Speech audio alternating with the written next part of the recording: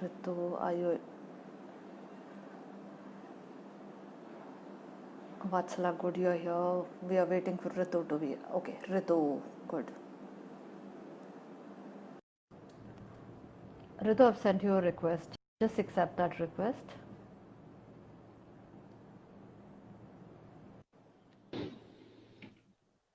Okay, good, great to see you. I'm sorry for the confusion with time. No, it's okay, totally okay. Everybody who is with us and would be joining, this is in regards to we celebrating World Mental Health Day, which is a day which was defined by WHO years back to basically create awareness about mental health. And mental health, as per one of the surveys which I saw in the morning in the news, says that there's a 20% increase in mental health issues during the COVID, which is huge number. So we would be over here now with Ritu, answering few of her questions around mental health. And I would like you all to join in because it might help everybody who is hearing to us. And let me start speaking Hindi, क्योंकि 2 English के हो गए, 2 हिंदी के अब होने हैं. And Ritu, I'm sorry, तुमसे मैं हिंदी बुलवा रही हूँ. No, it's totally okay, ma'am. It's okay. So basically हम हिंदी में ये चीज बेसिकली मेंटल हेल्थ इश्यूज बहुत सारे हम लोगों को बहुत सवाल होते हैं साइकाट्रिस्ट या साइकोलॉजिस्ट या किसी के पास जाने से पहले, एंड हमारे पास एक्चुअली इतनी इंफॉर्मेशन नहीं है, और स्पेशली हिंदी स्पीकर्स के लिए इंफॉर्मेशन कम है क्योंकि इंग्लिश स्पीकिंग पीपल के लिए मेंटल हेल्थ के बारे में फिर भी वेस्टर्न कंट्रीज ने भी काफी लिखा है, तो हम लोग जो इंग्लिश पढ़ते हैं, जो इंग्लिश जानते हैं, हम लोग फिर भी कुछ समझ लेते हैं. कंपैरेटिवली हिंदी स्पीकिंग लोगों के लिए एक अवेयरनेस क्रिएट करना, एक जानकारी मेंटल हेल्थ के बारे में क्रिएट करना इम्पोर्टेंट है और आपका पूरा हक है जानने का. सो बेसिकली अब आज अभी ऋतु हमें कुछ सवाल पूछेगी और हम उसके जवाब देंगे. सो ऋतु, you can go ahead with your questions. Okay. So I'll go with my first question. Fine. मुझे पहले ये जानना है कि जो इस पेंडेमिक में, इस कोविड में लोगों को बहुत ज्यादा मेंटल प्रेशर है, like regarding their job and financially भी लोगों को बहुत प्रॉब्लम हो रही है, तो वो उससे कैसे बाहर निकल सकते हैं, उसको कैसे मैनेज कर सकते हैं उस मेंटल प्रेशर को, क्योंकि बहुत ज्यादा लोग डिप्रेस हो चुके हैं वो टेंस चीज को लेकर के कि अब चीजें कैसे मैनेज करेंगे और आगे क्या. Okay, Ritu, interestingly, a concept of job काफी हद तक ये प्रॉब्लम शायद ये डिस्कशन में आ रही है, क्योंकि इस वक्त हम सबको पता है कि जॉब्स एम्प्लॉयमेंट काफी कम हो रही है, गवर्नमेंट डाटा बता रहा है. और जब जॉब कम होती है और लेने वाले ज्यादा होते हैं तो कंट्रोल अपने आप ही एम्प्लॉयर के हाथ में ज्यादा आ जाता है. ऊपर से गवर्नमेंट ने लॉस भी कुछ चेंज किए जिसके हिसाब से कंपैरेटिवली एम्प्लॉय का जो राइट्स है वो उसके ऊपर कम किया है और एम्प्लॉयर को थोड़ी सी एक्स्ट्रा हैंड दिया है. सो बेसिकली इस वक्त सीधी सी बात है, कंपटीशन बहुत ज्यादा हाई हो गया है, इसलिए जॉब्स एक स्ट्रेसर बहुत ज्यादा बड़ा है. पर हम यहाँ पे 2 चीजें देख रहे हैं. एक, जिनके पास जॉब नहीं है उनका स्ट्रेस, क्योंकि जॉब नहीं है या अभी छूटी है और अभी जल्दी कहीं मिलने के चांसेस समझ नहीं आ रहे. या इंडीड इसमें हम एक और कैटेगरी ऐड कर सकते हैं जो अभी क्वालिफाई हुए हैं, जो अभी पास आउट हुए हैं, तो उनको भी जॉब्स का एक कंसर्न रहा है. So it is a fact कि इस वक्त जॉब्स कई फील्ड में कम है, तो जो एक प्रोफेशन और उस चीज को लीवरेज कीजिए. So people who don't have a job, they should actually know their strengths.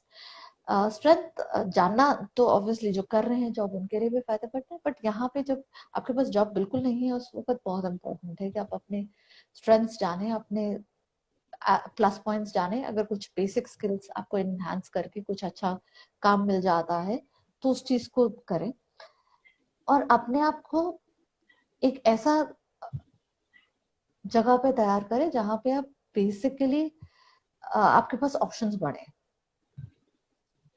So one is that. But जिनके पास जॉब है उनका भी स्ट्रेस है, क्योंकि कहीं ना कहीं आपका एम्प्लॉयर इज ऑलमोस्ट, देखो उनकी भी कमाइयां किसी ना किसी फॉर्म में कम हुई हैं। अगर आप स्कूल्स और टीचर हो तो हमें भी पता है कि स्कूल्स एक तरह का, देखो हम लोग सब मजाक उड़ाते ही हैं इस बात को कि स्कूल अल्टीमेटली आजकल के जमाने के एटलीस्ट प्राइवेट स्कूल सिर्फ पैसा कमाने के लिए बैठे हुए हैं, और उनका एक तरह का बिजनेस पे हिट हुआ है। सो वो भी एक्सप्लॉइट कर रहे हैं। ऊपर से अगर गवर्नमेंट ने एम्प्लॉय की राइट्स कम किए हैं तो उनके पास थोड़ा सा और अपर एंड मिल गया है। पर एक चीज है, कहीं ना कहीं हमें उस चीज को तो हैंडल करना है, बट कहीं ना कहीं अपनी लाइफ में एक ऐसा एक इम्पॉर्टेंट एस्पेक्ट है कि हमें अपनी लाइफ में ये क्लैरिटी रखनी है कि अगर पर्सनल लाइफ और प्रोफेशनल लाइफ में थोड़ा सा बैलेंस मेंटेन करना। कोविड में सबसे बड़ी चीज जो वर्क फ्रॉम होम है, जिसमें एक सर्वे ये बता रहा है कि इंडिया में उसकी वजह से अराउंड 40% ऑफ इंक्रीज, मतलब लोग कह रहे हैं कि हमें स्ट्रेस ज्यादा हो रहा है। सो वो 40% को स्ट्रेस इसलिए भी हो रहा है क्योंकि वो पर्सनल लाइफ और प्रोफेशनल लाइफ की बाउंड्रीज बनाना भूल गए। एक इनसिक्योरिटी है, इनसिक्योरिटी वक्त की दी हुई है, जॉब्स की कमी की वजह से है, कोविड की वजह से, क्योंकि कोविड की वजह से लॉसेस डेथ्स है ही है। वी कैन नॉट से नो टू दैट। लिमिटेशंस है ही हैं जो हमें कोविड के वजह से फॉलो करनी है। सो वो उसके साथ में एक एस्पेक्ट है कि हम घर से काम कर रहे हैं या रिमोट डिस्टेंसेस से काम कर रहे हैं, तो उसकी वजह से जो बाउंड्रीज नहीं बना पा रहे हैं, हम अपनी पर्सनल और प्रोफेशनल लाइफ को डिफरेंशिएट नहीं कर रहे, एक बहुत बड़ा कॉज है स्ट्रेस का। दूसरी चीज है एडजस्टेबिलिटी। हम बेसिकली अपने आप को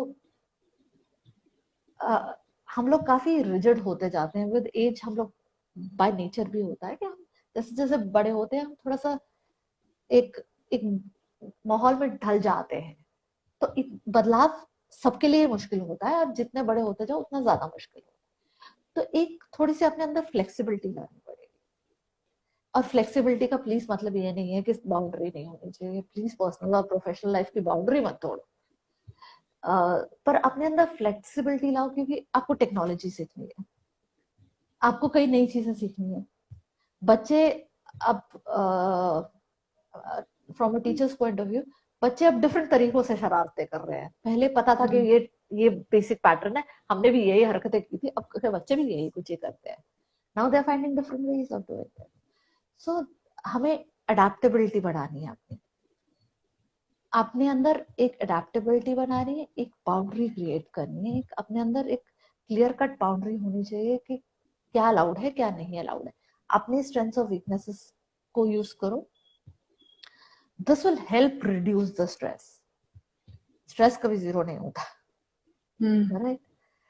सो स्ट्रेस रहेगा, बट ये थोड़ा सा रिडक्शन ऑफ स्ट्रेस जरूर होगा इससे, right? So now coming to my second question, like you have also read about it कि यूपी में जो रेप केस हुआ है, राइट? इससे पहले दिल्ली में भी रेप केसेस हुए हैं एंड हैदराबाद में भी हुआ था, ठीक है? तो मुझे एज बीइंग हुआ है आजकल के दिनों में। ओके वो शायद अभी हुआ होगा, मैंने अभी रिसेंटली नहीं देखा होगा, या देखा होगा तो मुझे ध्यान नहीं, but actually as being study says 92 rape cases per day होते हैं, और 92 केस के 92 तो न्यूज़पेपर में आते नहीं है। हाँ एग्जैक्टली, बहुत सारे yeah, लोग जो बहुत continue your सारी question.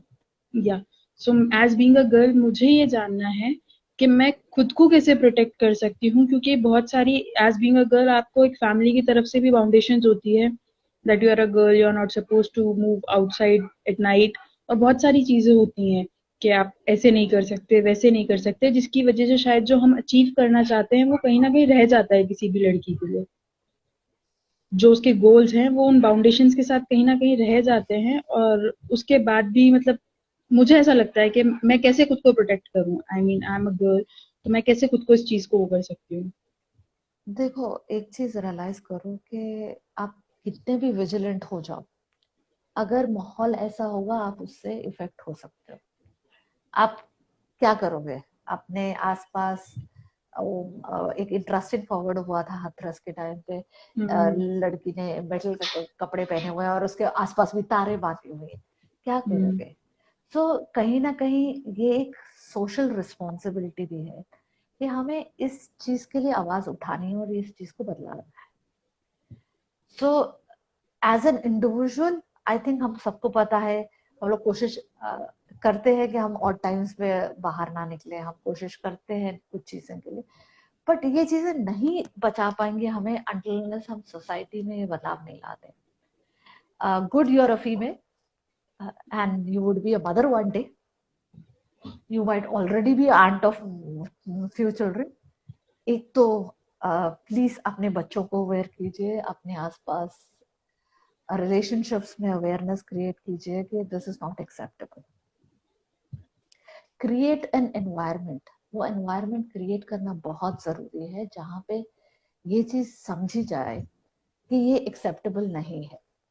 मैं ये बार बार कहती हूँ कि लोगों को मदर इंडिया मूवी की कई रीजंस की वजह से, जिन्होंने देखी है, ऑब्वियसली मैं अपनी जनरेशन की बात कर रही हूँ, आजकल की कई जनरेशन ने नहीं भी देखी होगी।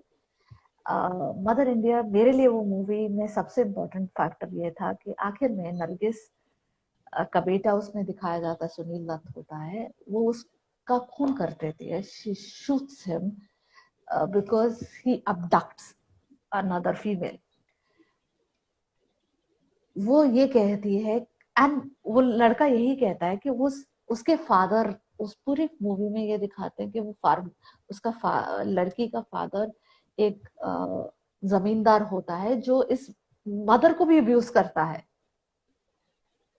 So she is actually a daughter of her own abuser. Besides that, she takes a stand and she says it very clearly in the end. वो बहुत क्लियरली आखिर में ये कहती है कि यू नो, तुम बेटी पे, मतलब you can't cross that boundary. She actually kills her own son to save a daughter of a man who was abusing her. So मेरे लिए वो मूवी बहुत लाइफ चेंजिंग है। एक इसलिए मैं कहती हूँ कि बहुत इंपॉर्टेंट है कि हम अपने आसपास ये माहौल बनाएं। यूजुअली होता है कि अगर भाई का कुछ पता चलता है कि भाई ने कुछ कहा, हम लोग कह देते हैं भाई के आगे कौन बोलेगा, फादर के आगे कौन बोलेगा, अंकल के आगे कौन एग्जैक्टली। बोलेगा। बोलना पड़ेगा। We have we have sorry,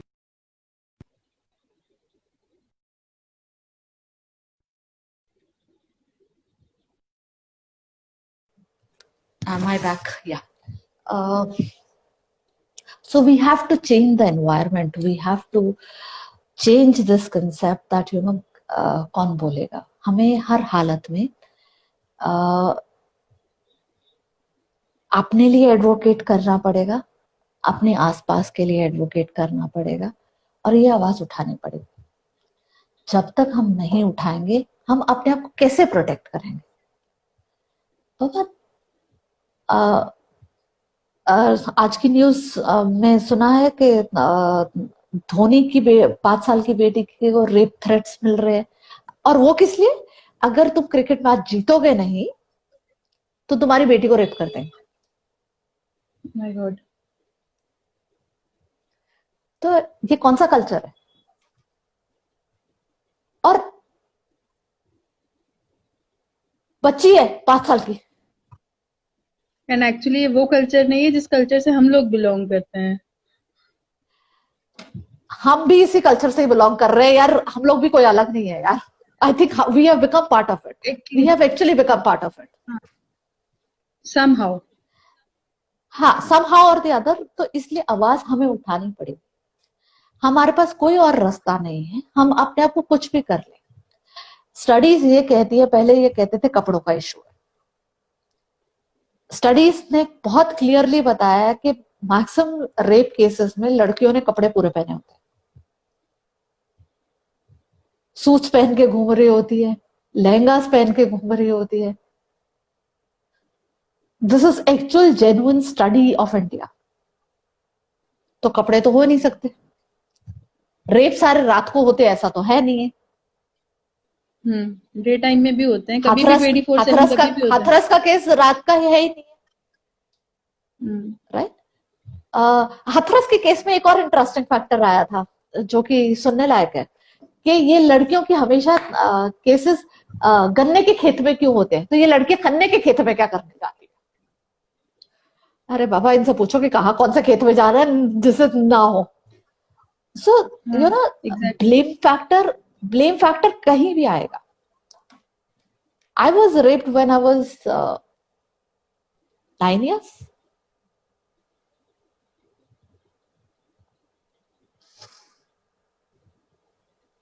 मुझे रेप की डेफिनेशन नहीं पता थी।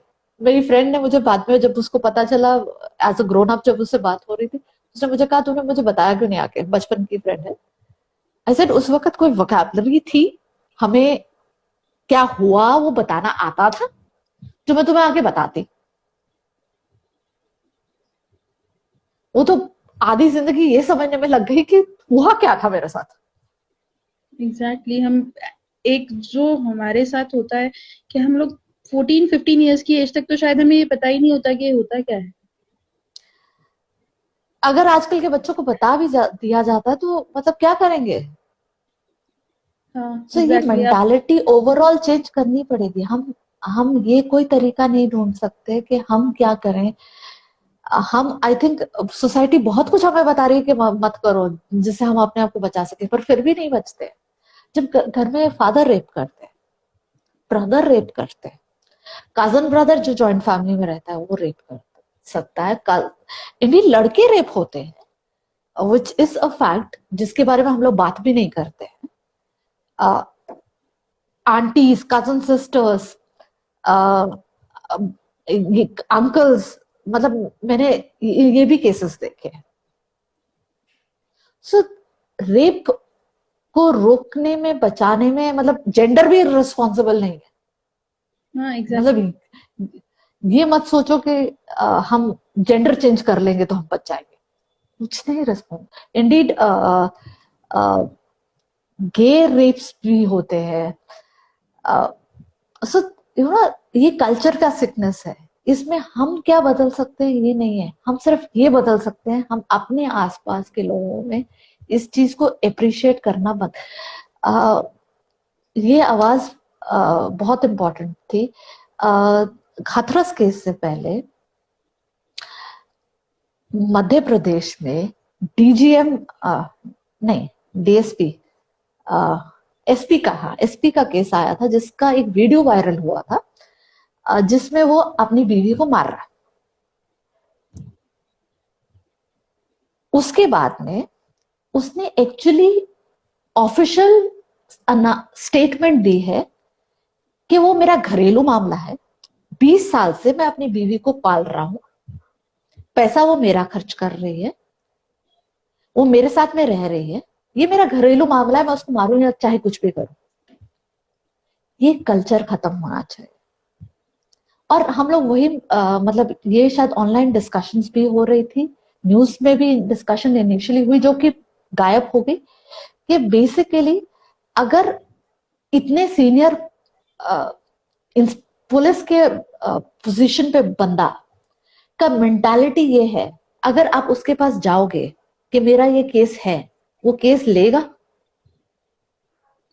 एक्सक्यूज मी मैम, मैं थोड़ा सा हाँ, ये कहना चाहूंगी कि जो ठीक है उसने कहा मेरी वाइफ है, मैं चाहे मारूं चाहे जो भी करूं, बट 20 ईयर्स से अगर वो इस चीज को झेल रही है तो मेरे अकॉर्डिंग वो ज्यादा रिस्पॉन्सिबल है इस चीज के लिए। क्योंकि अगर हम झेलते हैं तो हम इस चीज को इग्नोर करते हैं, हम इस चीज को टॉलरेट करते हैं, हम नहीं शेयर करते हैं, तो कहीं ना कहीं हम खुद भी रिस्पॉन्सिबल है इसके लिए। आज अगर मैं रिस्पॉन्सिबल हूँ। है, पर ज्यादा और कम करेंगे तो वही गड़बड़ है ना। फ्रॉक पहनने वाले गलत है कि रेप करने वाले गलत है, तो फिर तो कहानी वहीं आ गई ना। हाँ ज्यादा रिस्पॉन्सिबल एग्जैक्टली। नहीं है, yes, it would be good if she voices out, but वही बात है, हमें ये सोसाइटी में एक एक करके चेंज करना है। मैं नहीं कहती कि उसकी रिस्पॉन्सिबिलिटी जीरो है, यही है, कितना आसान है, कितना आसान। इंटरेस्टिंगली हाइपोथेटिकली लेते हैं, आपके ब्रदर कल किसी रेप केस में फंसते हैं, राइट? तुम्हारा फर्स्ट क्या होगा रिएक्शन? मेरा first reaction, to be very genuine honestly, अगर उसने एक्चुअली में वो चीज की है तो मैं भूल जाऊंगी कि वो मेरा भाई है। उसको मेरे पता लिए वो लगाते एक भी टाइम क्रिमिनल है। लगाओगी?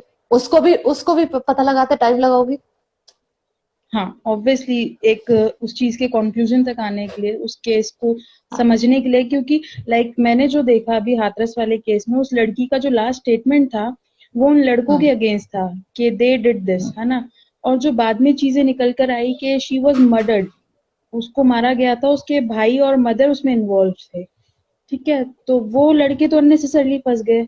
तो हम ये भी नहीं कह सकते कि जो विक्टिम है वो बिल्कुल सही है, हम ये भी नहीं कह सकते। तो जब तक let's Ritu not discuss about the case, because वो केस अभी जेन्युइन कौन सही बोल रहा है और कौन गलत बोल रहा है हमें नहीं पता है। हाँ एग्जैक्टली वो विक्टिम है, विक्टिम, क्योंकि dying officially legally dying statement ज्यादा इंपॉर्टेंट होती है, उसने डाइंग स्टेटमेंट ये दी है कि she was raped, so let's not get into that. But ये इम्पोर्टेंट फैक्टर है कि हम एक जेन्युइन थ्योरेटिकली कहना कि मैं अपने भाई को माफ नहीं करूंगी, एक आसान काम होता है, जब हाँ एक्चुअल आता है ना इमोशनली कहीं ना कहीं डिफिकल्ट होता है। बहुत कुछ हो जाता है। सो बेसिकली वही है, इस केस में सबसे बड़ा इंपॉर्टेंट फैक्टर ये है कि हम वो माहौल बनाए सोसाइटी में where we can actually look at the possibility that ये माहौल बदलना चाहिए। We should create awareness about it, लोगों को उस चीज Yes, के we लिए should एजुकेट create करना। a absolutely। So now coming to my third question, as you know I am a hmm, teacher. तो जो मैं देखती हूँ कि पेरेंट्स और बच्चों में बहुत डिस्प्यूट होता है। तो हमें तो ये हम्म, कहकर समझाया गया था कि वो जनरेशन गैप होता है, बट कहीं ना हम्म। कहीं मतलब जब मैं मुझे भी अपने स्टूडेंट्स को इस चीज के लिए समझाना है कि जब एक होता है, एक जो टीनेज जो होती है वहां जाकर के बच्चों को कुछ और करना होता है, पेरेंट्स उस चीज को नहीं समझते, शायद उनको लगता है ये गलत है, बट बच्चों के अकॉर्डिंग वो सही होता है। तो वो एक अंडरस्टैंडिंग जो है वो कैसे बिल्ड करी जाए पेरेंट्स और बच्चों के बीच में।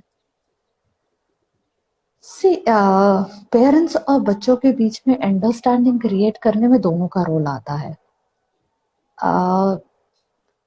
As a teacher outsider role सबसे बड़ा ये है कि कम्युनिकेशन बढ़ाओ उन दोनों के बीच में।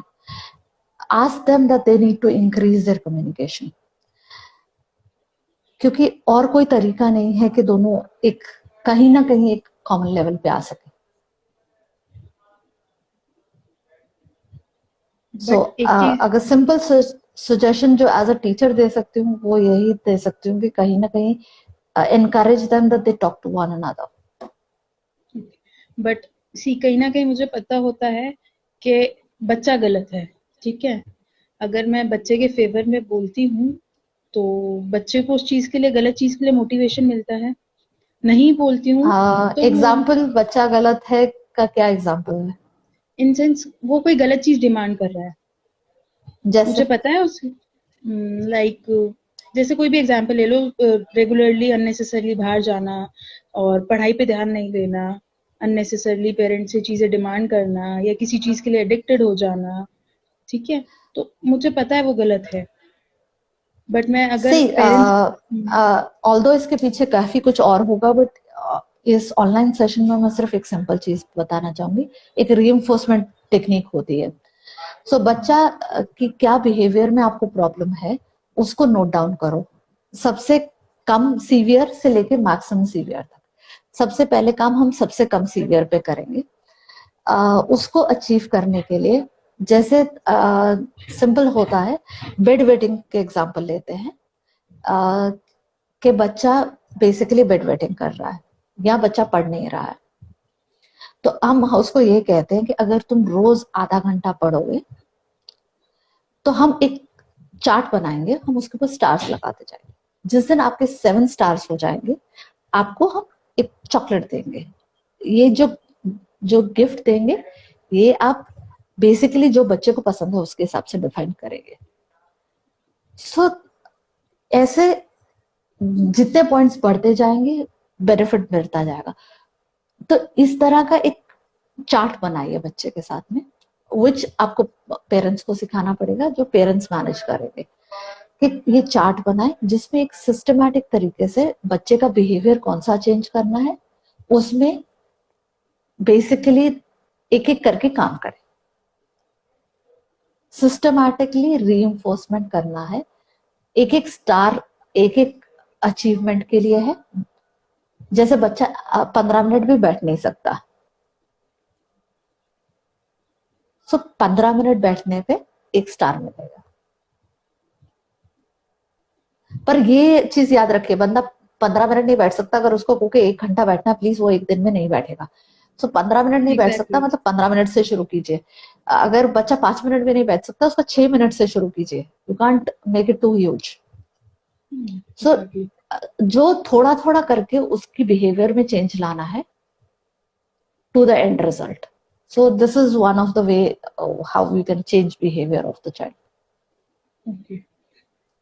सेकेंड थिंग, मुझे ये पूछना है कि जो पेरेंट्स होते हैं वो कहीं ना कहीं उस चीज को बच्चों के साथ नहीं समझ पाते, तो मुझे पेरेंट्स को भी इस चीज के लिए एजुकेट करना है, उन्हें समझाना है, लाइक कि पेरेंट्स एक अच्छी फ्रेंडशिप, एक अच्छा लेवल क्रिएट कर सके अपने बच्चों, एक स्ट्रॉन्ग रिलेशनशिप बिल्ड कर सके अपने बच्चों के साथ। See, parenting को तो बेसिकली कहीं ना कहीं पेरेंट्स को अपना ही बचपन याद दिलाना पड़ेगा कि पेरेंटिंग कितनी इंपॉर्टेंट रही है उनके लिए, एंड उनका आज का जो है उसके ऊपर उनकी पेरेंटिंग का कितना उसका असर है। सो यू नो बच्चे के ऊपर असर रहेगा रहेगा। जिद करके अगर आप उस जिद पे चलोगे कि सिर्फ मेरी सुनी जाए, बच्चे नहीं सुनेंगे। उनको भी रियलाइज होना पड़ेगा कि शायद वो भी अपने पेरेंट्स के खिलाफ रहे। हाँ, ये जरूर आता है आजकल के पेरेंट्स सारे के सारे कहते हैं हम इतने जिद्दी नहीं थे। अगर इतने जिद्दी हैं तो हैं। So you know they have to realise that जिद करके मतलब बच्चे को मार के आप कुछ नहीं कर सकते हो।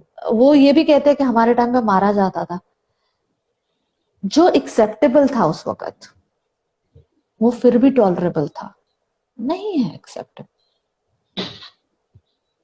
सो ऑब्वियसली एक प्रॉपर साइको एजुकेशन पेरेंट्स के साथ में होना जरूरी है कि कहीं ना कहीं दिस इज, अगर ये सही है तो ये सही है। सो अगर आप बच्चे में कुछ इम्प्रूवमेंट चाहते हो you have to work on it. नहीं चाहते तो ऑब्वियसली आपके बच्चे, आपका decision. And so one last. बच्चों के साथ में बेसिकली रीइंफोर्समेंट का चार्ट यूज करो, और पेरेंट्स के साथ में बेसिकली कंप्लीट एजुकेशन का चार्ट यूज करो, that would work. Okay. Now one last question is कि ये जो कोविड है ये कहीं ना कहीं जाके एंड होगा, फाइन, बट कहीं ना कहीं एक बहुत अलग सा इम्पैक्ट या एक नेगेटिव इम्पैक्ट है जिन लोगों की, मतलब बहुत सी नेगेटिव चीजें इसके साथ हुई है। इस कोविड के खत्म होने के साथ साथ लोग अपने माइंड से उस चीज को कैसे खत्म कर सकते हैं? ट्रॉमा तो है, Covid is going to create trauma. Trauma का एक सबसे इंपॉर्टेंट चीज होता है adjustment, adapting to the new world. Covid के साथ में एक नए वक्त के साथ में नया अडेप्शन होना पड़ेगा। जिंदगी में जो बुरा हुआ है वो कोई भूल नहीं सकता है, बट उस चीज को सह के अगर वो पॉजिटिवली मूव कर सके, अडेप्ट हो पाए, वो इम्पैक्ट ऑफ कोविड कम होगा। जो उसके बावजूद उस चीज से बाहर नहीं निकल पाए, पुराने बुरे ख्याल आते हैं,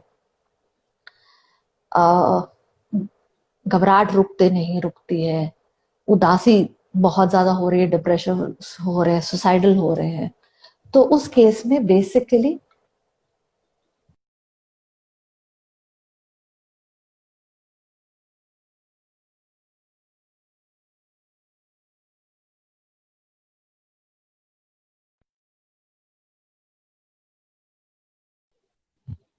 am I back? Yes, I'm back.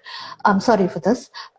So basically, Covid की वजह से जो जिनको एक परमानेंट ट्रॉमा रह रहा है, उस चीज के बारे में बुरे ख्याल आते ही जा रहे हैं,